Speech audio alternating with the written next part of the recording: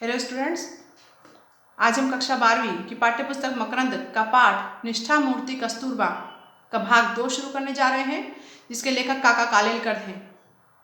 भाग 1 में हमने महात्मा गांधी की पत्नी कस्तूरबा गांधी, उनके जीवन के कुछ अनछुए पहलुओं को जानने की कोशिश करी थी, जिसे हमें लेखक ने बहुत ही सुंदरता के सामने हमारे सामने प्रस्तुत किया है।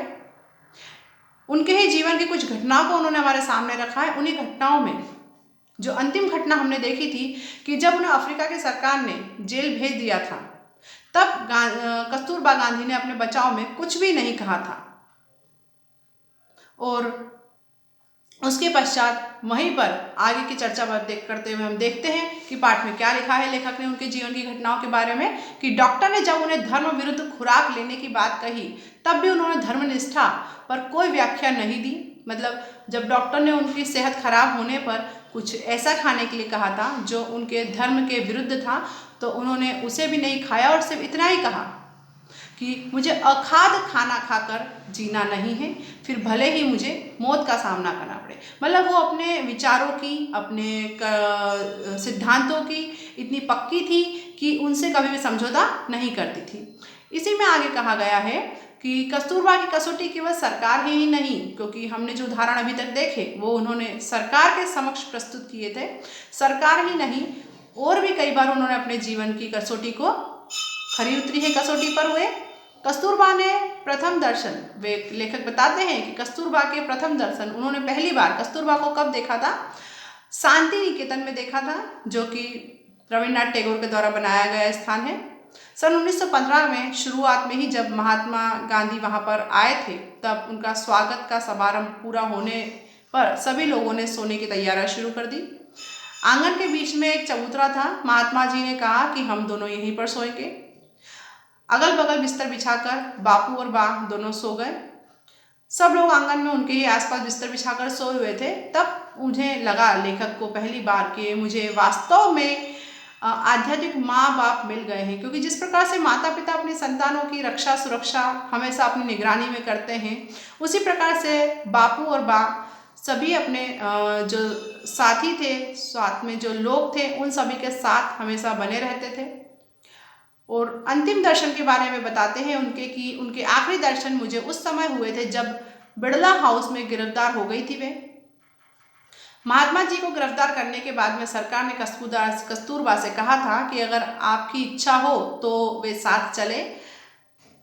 तो बा बोली कि अगर आप गिरफ्तार करें तो मैं भी जाऊंगी, वरना आने की मेरी तैयारी नहीं है। मतलब वो इसलिए ये सब कहती है कि वो जेल में जाकर सिर्फ महात्मा जी के साथ रहना नहीं चाहती है, वे उनकी अनुपस्थिति में जो उनका कार्य है, जो हमारे आंदोलन का कार्य है, उसे आगे बढ़ाने चाहती है।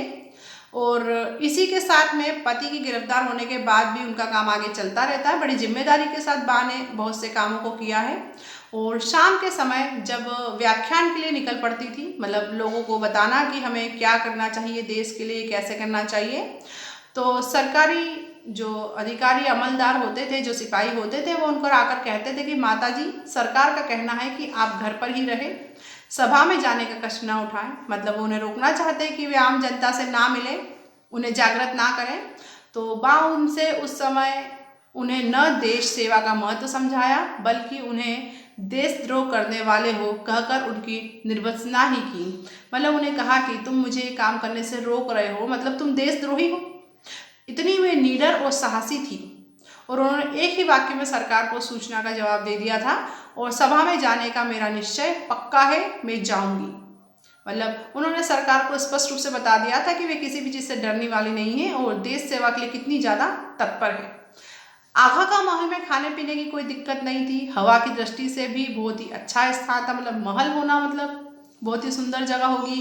वहाँ बहुत अच्छा रखा गया था उन्हें, खाना पीना, नौकर चाकर सब कुछ थे। और महात्मा जी का साथ भी था, वे भी वहीं पर थे उनके साथ, जो उनको नज़रबंद किया गया था आगा खां महल में।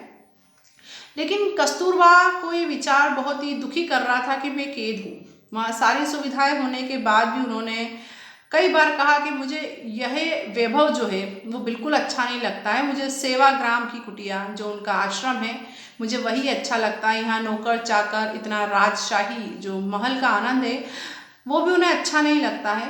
और वो बिल्कुल भी उस बंधन में रहना पसंद नहीं करती हैं और अंत में वो उस पिंजरे को छोड़ने के लिए अपने शरीर का त्याग कर देती हैं और वो उनका अंतिम समय उसी में बीतता है और वो इतनी ज़्यादा स्वतंत्र होने की प्रबल इच्छा उनके अंदर होती है, वो इतना ज़्यादा स्वतंत्र होना चाहती है कि ये जो कैद है, उन्हें जो बंधन में बांधा गया है, वो उनको बिल्कुल स्वीकार नहीं होता। वो इतनी स्वतंत्रता प्रिय होती है कि अंत में वो दुख के कारण अपना शरीर छोड़ देती है और अपनी आत्मा को स्वतंत्र कर लेती है। कस्तूरबा ने अपनी कृति निष्ठि के द्वारा दिखा दिया है कि शुद्ध और रोचक साहित्य में पहाड़ों की अपेक्षा कृति का क्षण अधिक है। मतलब कार्य होना चाहिए, बातों से ज़्यादा, वाक्यों से ज़्यादा, शब्दों से ज़्यादा कार्यों का महत्व होता है। उन्होंने अपने जीवन को एक आदर्श के रूप में प्रस्तुत किया है और सबके सामने कर्तव्य परायण बनकर सभी को कर्तव्य करने के लिए प्रेरित किया है। आश्रम में कस्तूरबा हम लोगों के लिए माँ के समान थी। सत्याग्रह में यानी तत्वनिष्ठ महात्मा जी की संस्था थी। प्राशक मगनलाल भाई उसे चलाते थे। ऐसा स्थान पर अगर वात्सल्य की आर्द्रता हमें मिली है तो वो कस्तूरबा के कारण। मतलब कोई आश्रम जैसी जगह है जहाँ आपको बिल्कुल कर्तव्यनिष्ठ होकर कठोरता से अपने कार्यों को करना है, लेकिन अगर वहाँ ममता मिले, किसी माँ का प्यार मिले, तो वो बा के कारण ही सभी लोगों के लिए संभव हो पाया था। और कई बार बा आश्रम के नियमों तक ताक पे रख देती थी, क्योंकि उनका जो वात्सल्य प्रेम था कि बच्चों को जब भूख लगती थी, जब उनकी दादी बा ही सुनती थी। नियमनिष्ठ होने के बा के खिलाफ कई बार शिकायतें करके देखी, किंतु महात्मा जी को अंत में हार खाकर निर्णय देना पड़ा कि अपने नियम बा को लागू नहीं होते हैं, क्योंकि भैया जो नियम है कि आप दो बार ही खाएंगे या 3 बार ही खाए हैं, इस समय पर ही खाएंगे, लेकिन आपने देखा ये सब नियम बच्चों पे लागू नहीं होते हैं, क्योंकि बच्चे बहुत ही कोमल स्वभाव के होते हैं, कोमल मन के होते हैं।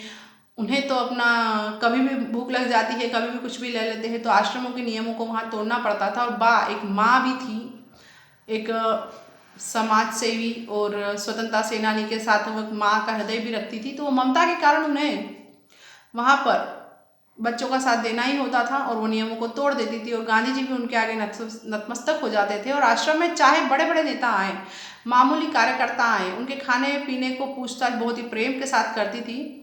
और कस्तूरबा आलस्य ने तो उनको कभी भी छुआ तक नहीं था। किसी प्राण घातक बीमारी से मुक्त होकर चंगी हुई हो और शरीर में जरा सी शक्ति आई हो कि तुरंत बा आश्रम की रसोई में जाकर काम करने लग जाती थी। मतलब वो कितनी भी परेशान हो, बीमार हो, कुछ भी हो, मतलब आलस उनके शरीर पर बिल्कुल नहीं था। बहुत ही मन की शक्ति के साथ वो लगी रहती थी। और लोगों की सेवा भावना कि बड़ा छोटा कोई भी व्यक्ति आए आश्रम में और बिल्कुल उनकी सेवा में लग जाती थी। और ठेठ आखिर में उनके हाथ पांव थक गए थे, शरीर जीर्ण शीर्ण हुआ था, मुंह में एक दांत बचा नहीं था, आंखें निस्तेज हो गई थी। जब भी वह रसोई में जाती, जो काम बन सके आस्थापूर्वक करती।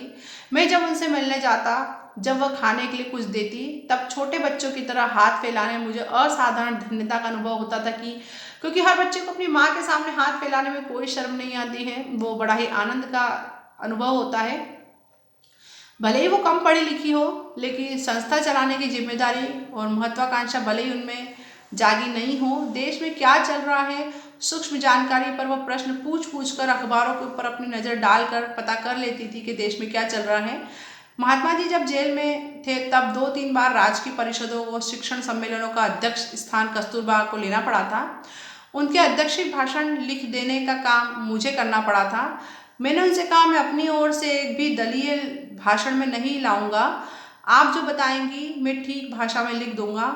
हाँ ना कहकर वो अपने भाषण की दलीलें मुझे बता देती थी। उस समय उनकी वह शक्ति देखकर मैं चकित हो जाता था कि वो उन कार्यों को नहीं करती थी, वो उनके रोज़मर्रा के कार्य नहीं थे, फिर भी मतलब वो उन भाषणों को देना और अपनी तरफ से सारी चीज़ें बता देना और उसको इतने अच्छे से कर लेना, एक अद्भुत शक्ति थी उनके अंदर।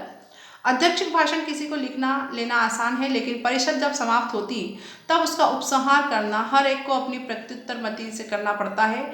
जब कस्तूरबा ने उपसंहार के भाषण के लिए उनकी भाषा बहुत ही आसान रहती थी, किंतु उपसंहार परिपूर्ण सिद्ध होता था। उनके भाषणों में परिस्थिति की समझ, भाषा की सावधानी, खानदानी की महत्ता आदि गुण होते थे। मतलब जब भी कोई भाषण देना हो वो फिर भी आसान, लेकिन सभा जब खत्म हो जाती तो उपसंहार जो होता है, मतलब अंत में जो कहते हैं ना कि सबको धन्यवाद देना या जो भी होता है, अंतिम भाषण जो होता है वो सभी को साथ में लेकर देना होता है। वो बड़ी ही आसानी से बहुत ही सरल शब्दों के साथ दे देती थी और हर चीज़, हर मर्यादा का भी उसमें वो ध्यान रख लेती थी। कम शिक्षा होने के बावजूद भी इस चीज़ की निपुणता, एक अद्भुत शक्ति थी उनके अंदर। और आज के ज़माने में स्त्री जीवन संबंध के हमारे आदर्श हमने काफ़ी बदल लिए हैं। आज कोई स्त्री अगर कस्तूरबा की तरह कम पढ़ी लिखी रहे, किसी तरह महत्वाकांक्षा का उदय उसमें न दिखाई दे, तो हम उसका जीवन यशस्वी कृतार्थ नहीं कहेंगे। ऐसी हालत में जब कस्तूरबा की मृत्यु हुई, देश में स्वयं स्फूर्ति से उसका स्मारक बनाने का तय किया। सहज इकट्ठा न हो पाए, इतनी बड़ी निधि इकट्ठी कर दिखाई। इस पर से यह सिद्ध होता है, क्योंकि वो इतनी तेजस्वी महिला थी कि उनकी मृत्यु के बाद उनका स्मारक बनाना, लोगों में इतनी उत्सुकता थी, क्योंकि लोगों के मन में बहुत ही ऊंचा स्थान था उनका, इसलिए इतना आसान हो सका ये सब। और हमारे संस्कृति की जड़ें आज भी काफ़ी मजबूत है, ये उन्होंने सिद्ध कर दिया है। और यह सब श्रेष्ठता का या महत्ता कस्तूरबा में कहाँ से आई है, उनके जीवन साधना किस प्रकार की थी, और शिक्षण के द्वारा उन्होंने बाहर से कुछ नहीं लिया था। सचमुच में तो भारतीय आदर्श की शोभा देने वाले कौटुंबिक सद्गुण, मतलब कि उन्हें बाहर से कुछ शिक्षा नहीं प्राप्त की है, बाहरी किताबी ज्ञान नहीं लिया है, उन्हें अपने भारतीय समाज का जो परिवार होता है, जो हमारे कुटुंब होता है, उसके जो अच्छे विचार, अच्छे गुण होते, उन्होंने उसी को लिया है और उसी को सबके सामने रखा है और उसे पूरी तरह से कसौटी पर वे उतरी हैं। और उन्होंने स्वाभाविक ही ये सिद्ध कर दिया कि परिवार के या कुटुंब के जो अच्छे गुण होते हैं वो हमें हर समय, जीवन में हर समय सिद्धि हासिल करवाते हैं, मतलब उपलब्धि हासिल करवाते हैं। और सूक्ष्म सूक्ष्म छोटे छोटे उदाहरणों से उन्होंने हमें ये बताया है कि तेज इतना लोकोत्तरी होता है कि चाहे कितनी ही बड़ा प्रसंग आ जाए, यह व्यापक प्रमाण की कसौटी हो, चरित्रवान मनुष्य को अपनी शक्ति का सिर्फ गुणगान ही करना होता है। मतलब जो व्यक्ति चरित्रवान है, वो कितनी बड़ी स्थिति आ जाए या कितनी बड़ी परीक्षा उसके सामने आ जाए, उसे खुद कुछ नहीं करना होता, उसे सिर्फ जो वो ऐसा है, जैसा वो है, बस वही सबके सामने दिखाना होता है। मतलब सच्चे चरित्र को कभी तैयारी नहीं करनी पड़ती है कुछ भी दिखाने के लिए। जैसे कि आप समझिए एग्ज़ाम में जिसने पहले सब कुछ पढ़ रखा है, सबसे अपनी तैयारी पहले से कर रखी है, तो उसे एग्ज़ाम में सिर्फ बैठना है, उस एग्ज़ाम को फेस करना है उसी तरह से। लेकिन अगर किसी ने कुछ तैयारी नहीं करी, पढ़ी नहीं है, तो उन्हें उस समय तुरंत सब कुछ तैयार करना होता है। ऐसे दिखावे वाले व्यक्तियों को अपने आसपास सब तैयार करना होता है, लेकिन जिनका चरित्र ही इतना उच्च हो, आदर्श हो, उन्हें कुछ अलग से तैयार नहीं करना होता है। और कस्तूरबा भी एक ऐसी ही हस्ती थी। और कस्तूरबा सिर्फ अपने संस्कार बल के कारण ही कुटुंब वात्सल्य को और तेजस्विता को चिपकाए रही और जोरों पर महात्मा जी के महात्म्य के बराबरी में आ सकी। मतलब उन्होंने बिल्कुल उतना ही महत्व पाया हमारे देश में जितना महात्मा गांधी ने पाया है। और आज हिंदू, मुस्लिम, पारसी, सिख, बौद्ध, ईसाई आदि अनेक धर्म लोगों का विश्वास देखकर अत्यंत निष्ठा के साथ कस्तूरबा की पूजा करते हैं। मतलब सभी धर्म के लोग कस्तूरबा को मानते हैं, उनको पूजते हैं। और स्वतंत्रता के पूर्व की शिवरात्रि के दिन उनका स्मरण करके सब लोग अपनी अपनी तेजस्विता को अधिक तेजस्वी बनाते हैं।